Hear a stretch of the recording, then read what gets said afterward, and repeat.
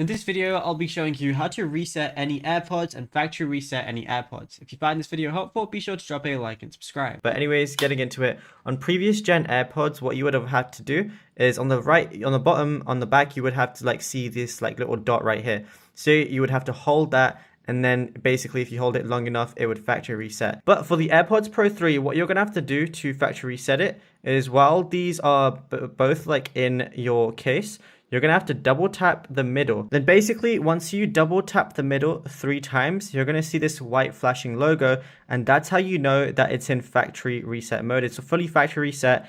And then when you have Bluetooth on your phone, it's going to ask you if you want to automatically connect it, like I have right here. And then that's it. You'll be good to go. So it removes from pairing mode, and now it's going to be connected. So if I go over to my settings, as you can see, if I turn my Bluetooth on and then I just go over to my connections, so I'm just going to go right now. And then as you can see, my AirPods Pro 2, if I go ahead and open up the case like so, they're now fully connected, and it's as simple as that. So you can factory reset it and then, put it wherever you want on whatever device you want as well, and then you'll be good to go.